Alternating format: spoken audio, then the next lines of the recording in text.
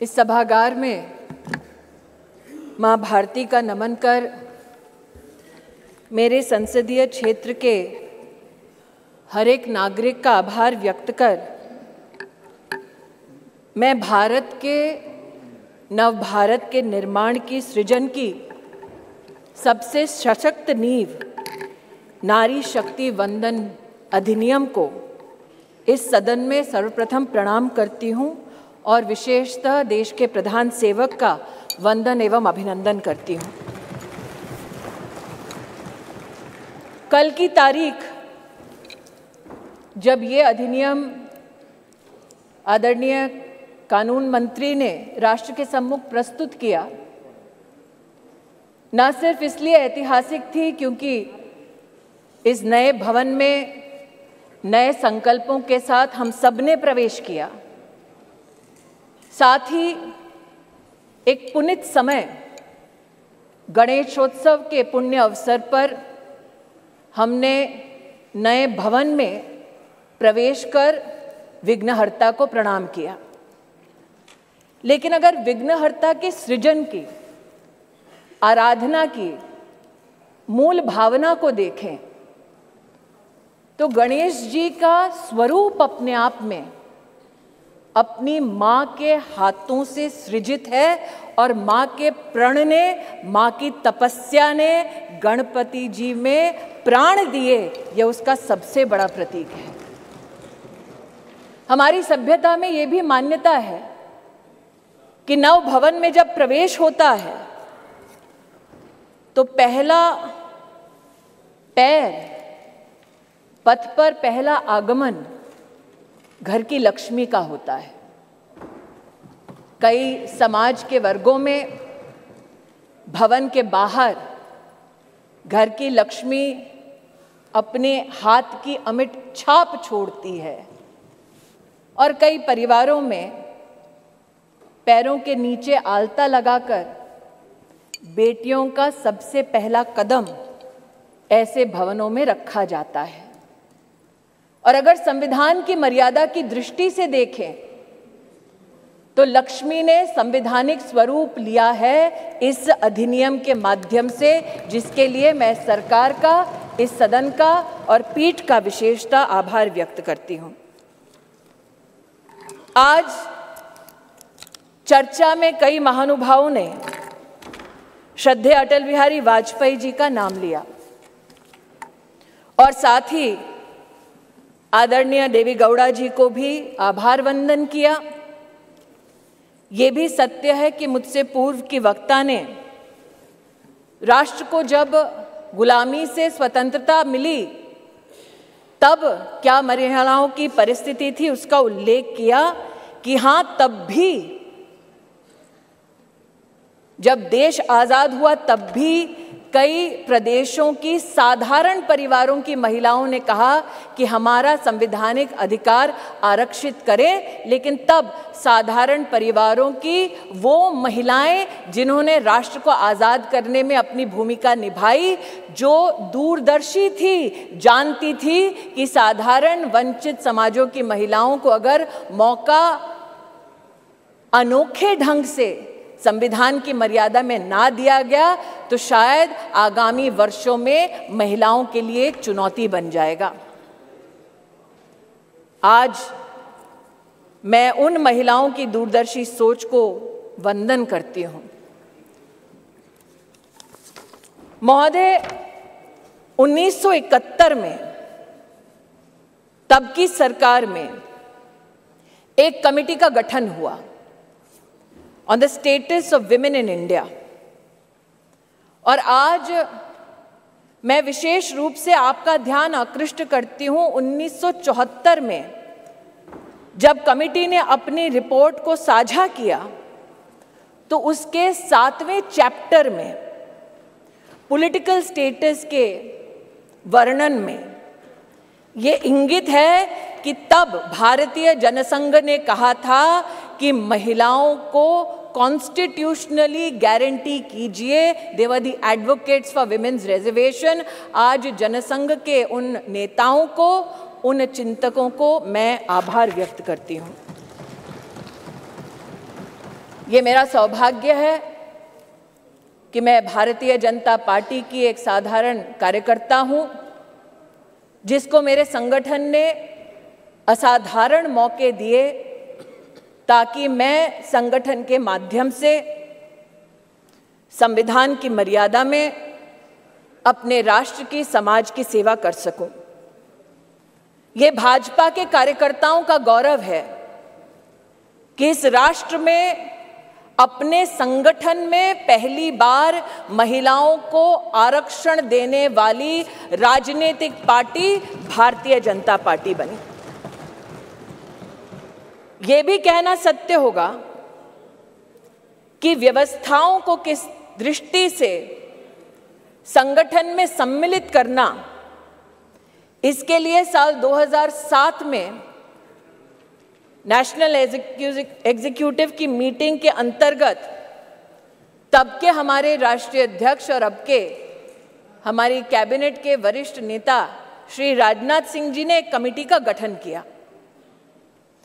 ये सौभाग्य है मेरा कि उस कमेटी में आज 2 सदस्य वर्तमान इस सदन में उपस्थित हैं।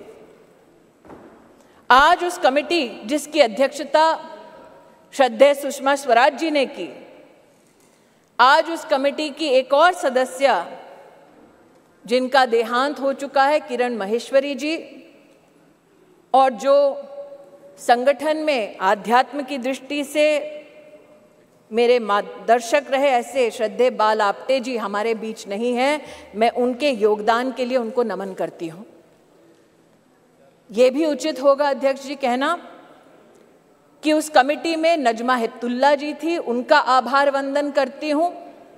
सुमित्रा महाजन जी थी, जिन्होंने बार बार लगातार अपनी पुण्य भूमि से, इंदौर से चुनाव जीतकर हम सबका गौरव बढ़ाया। उन्होंने स्पीकर की भूमिका में महिलाओं का राष्ट्र भर में गौरव बढ़ाया। मैं ताई की अनुपस्थिति में ताई को प्रणाम करती हूँ।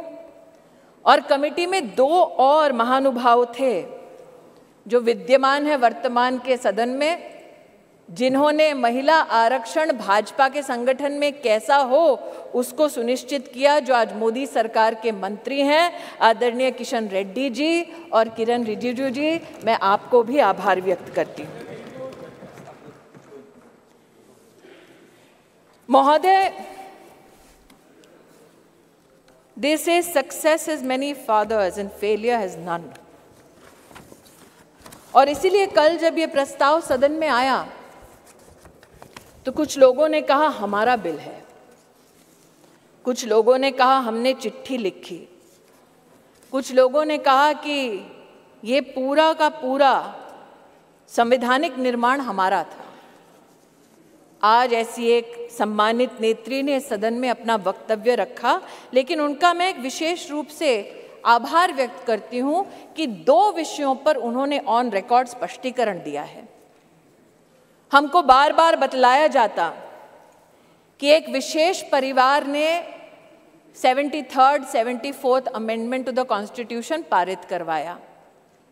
आज मैं आभार वंदन करती हूं कि पहली बार स्पष्टता हुई इस सदन में उनके द्वारा कि ये पुण्य काम पीवी नरसिम्हा राव जी ने किया, जिनके मरणोपरांत उनके ही पार्टी के हेडक्वार्टर में उनको नमन करने का मौका नहीं दिया गया। दूसरा, ये कथन कि अभी क्यों नहीं और ये वक्त हमारा बिल है तो अभी करिए।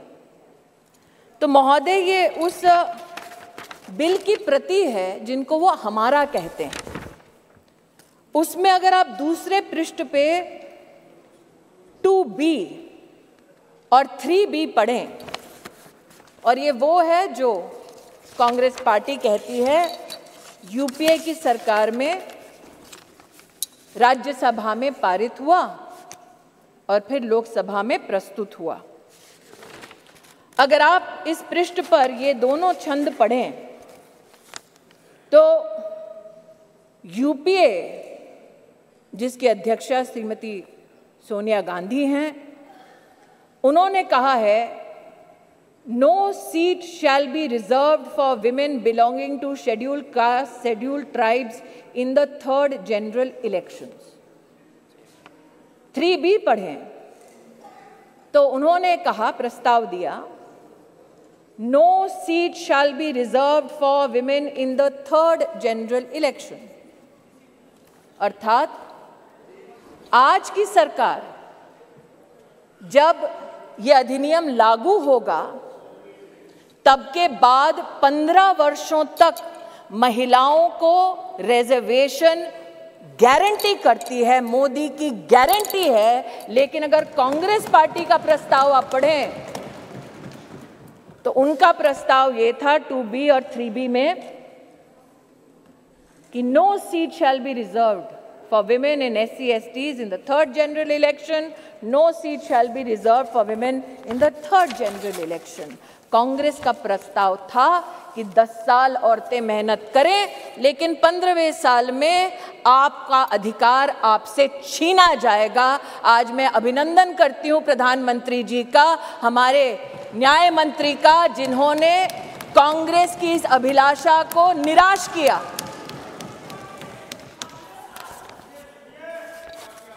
फिर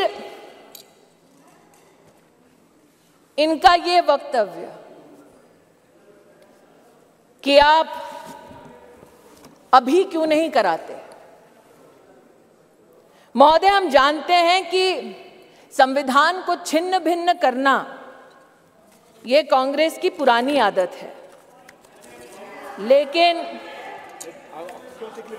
आज अगर आप इसी गरिमामय संविधान के अनुच्छेद 82 को पढ़ें, 82, ये किताब नहीं है संविधान का मेरे हाथों में, तो आपके लिए किताब होगी, हमारे लिए पूजनीय है, संविधान है ये।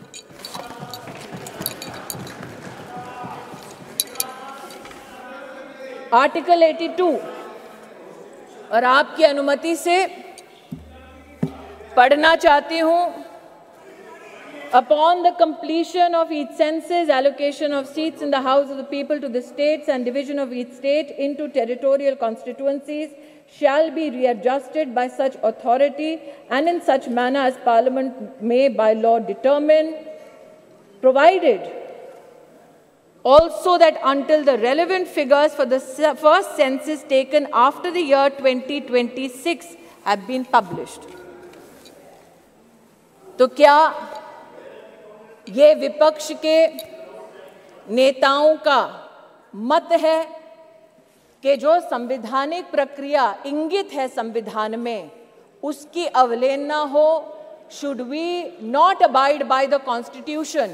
Is that the position taken by leaders of the opposition parties? That is my humble suggestion and submission। फिर यह आरोप लगाया गया कि आप ओबीसी और मुस्लिम रिजर्वेशन क्यों नहीं देते। मुझसे ज्यादा अनुभवी लोग जो वर्तमान में बिना माइक के और पीठ की परमिशन के दांत चबा चबा कर बोल रहे हैं,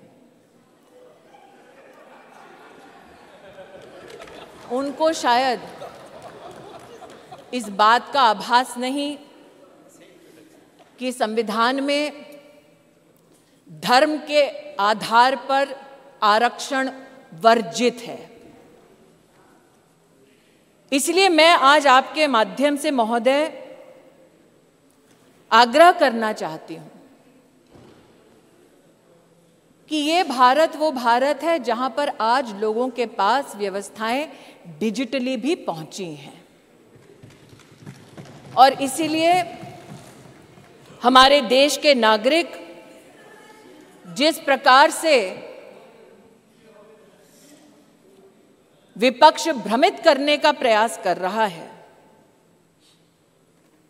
उस भ्रम में ना फंसे, इसलिए तथ्यों का रिकॉर्ड पर आना उचित है। जो आज इस सभागार में